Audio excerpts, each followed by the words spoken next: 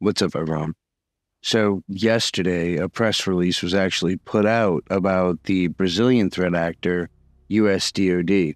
He was basically arrested in a high-profile operation, so they say, by Brazil's federal police. This basically marked an end to a pretty extensive and successful hacking spree that he had absolutely wreaked havoc on a ton of different pretty prominent organizations, including the FBI and major cybersecurity firms. Now, this takedown they dubbed as Operation Data Breach, which is perhaps the dumbest code name I've heard to date.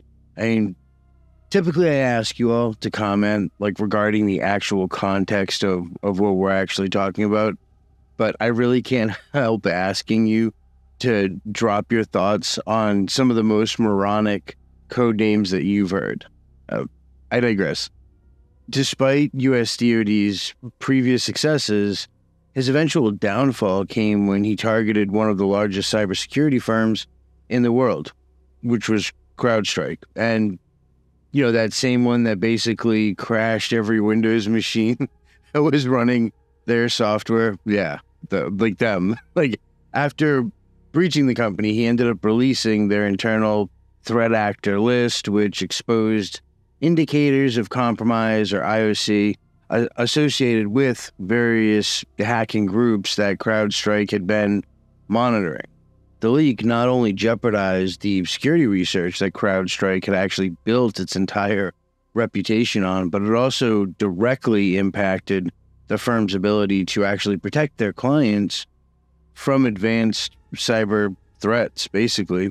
Now, one thing that's important to note is at the time of the leak, when he posted this, he posted it on breach forums, and he phrased it as basically an apology of sorts, which was directed to the members of breach forums in general and its members. And he basically did it because he had joined a war, or, so it was proclaimed, with a user named Emo, who had some issues with the site. And I did a video on this very thing, and I was going to actually do a follow-up video, but I never actually got around to it. A lot of more important things were popping off.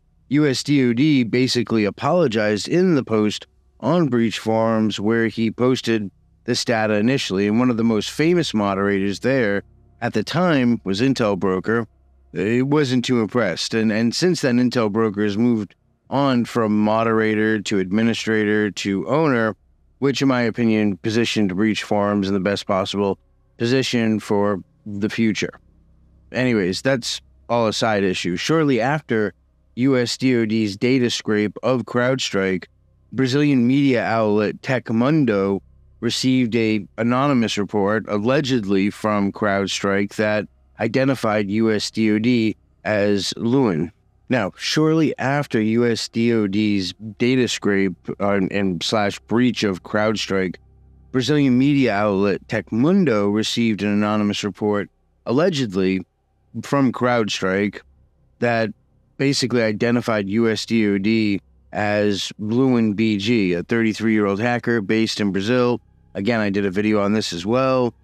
Doxing is not unusual in the threat actor world or the hacking world, so to speak, but this was fairly significant because it basically handed law enforcement the exact information that they actually needed to go out and arrest him. In reality, law enforcement played almost no investigative role in this case from what we can tell on the surface. They were simply given the answer by CrowdStrike. So, there's that. Ironically, though, USDoD confirmed the accuracy of the report in an interview with HackRead, even boasting that other firms had previously doxed him. So congrats to CrowdStrike for doxing me. They're late to the party, he remarked, showing how little regard he actually had for maintaining operational security.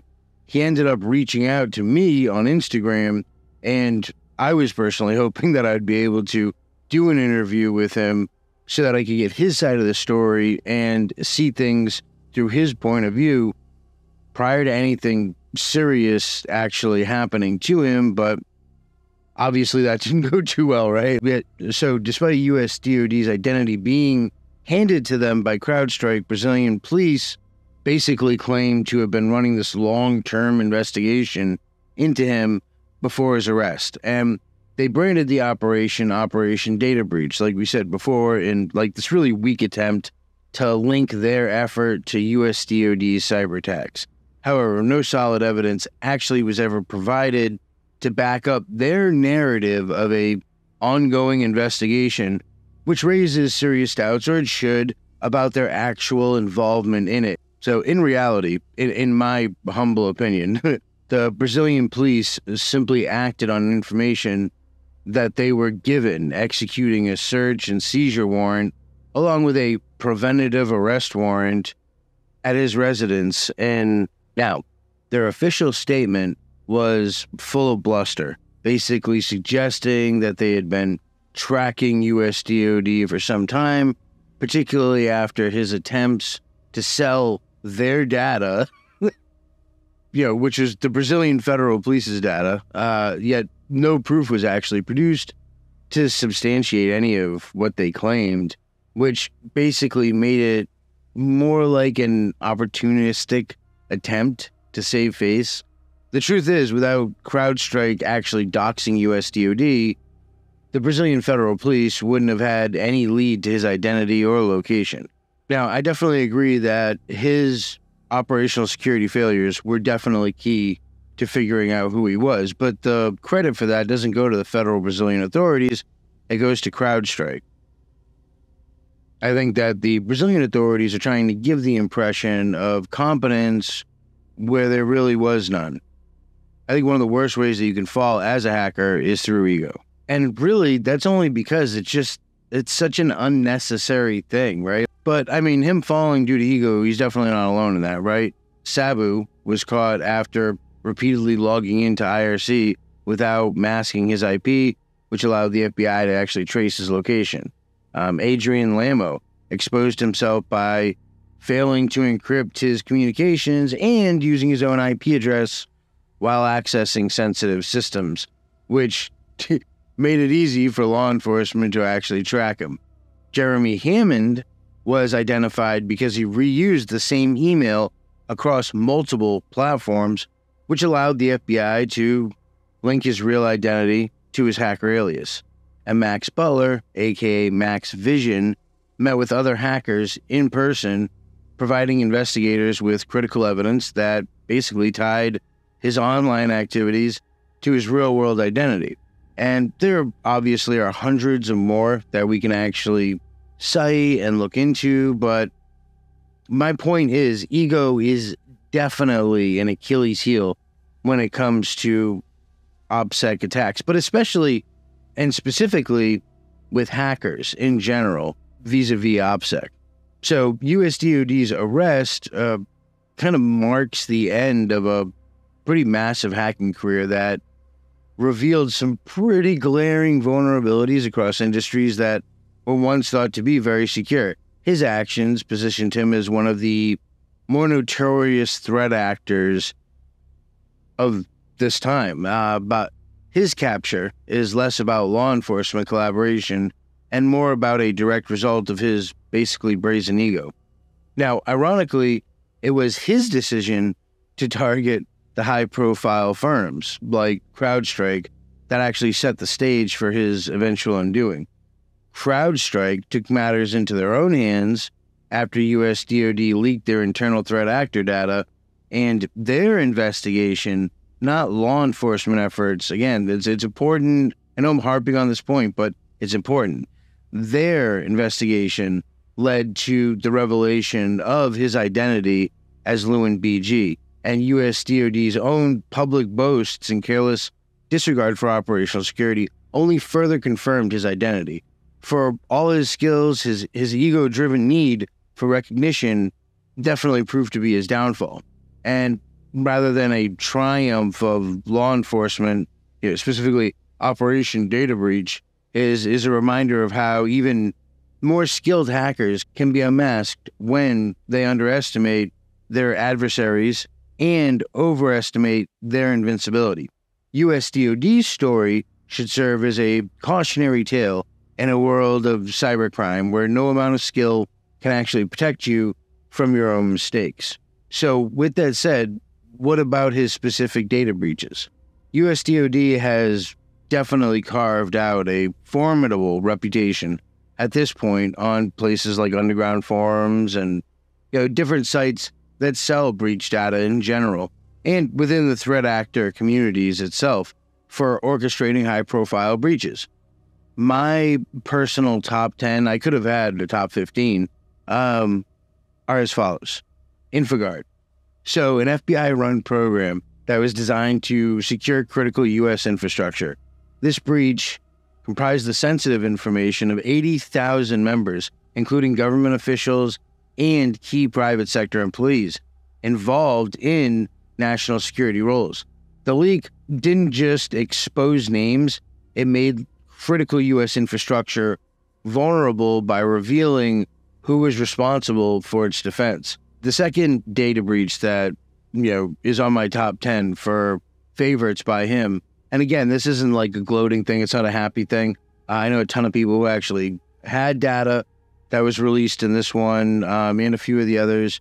So it's not a good thing, but for me, looking at threat actors, watching threat actors and learning about them and seeing how they operate in the wild is kind of like, having a favorite NFL team, and you can kind of see what they do and what they accomplish and how they move, and it's a very unique world that exists. And that's why I'm highlighting these things. I think that in itself is an important case study. But as I said, the second, without a doubt, was the national public data breach. I did a whole video on this one, but, in it, USDoD basically stole a crazy amount of personally identifiable information, specifically on U.S. citizens, which included stuff like social security numbers. But this data was sold on the dark net marketplaces, which led to enormous risk of identity theft and financial fraud that basically continued to affect individuals nationwide. His reach extended globally when he gained unauthorized access to Interpol's database.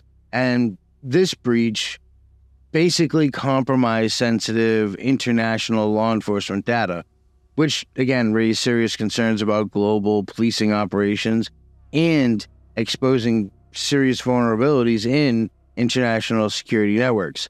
In 2024, USDoD turned his sights on basically a global leader in business information and U.S. consumer databases. He exposed sensitive information about these businesses and things like intelligence and consumer data, which potentially affected thousands of companies worldwide. The breach absolutely raised alarms in a lot of corporate sectors about how secure their business data actually is. And obviously, it didn't stop there. In September of 2023, he also breached the vendor network of Airbus, which is one of the world's largest aerospace companies. This breach exposed sensitive vendor data, which absolutely could have had much more severe security and industrial consequences for the aerospace sector, especially concerning the supply chain.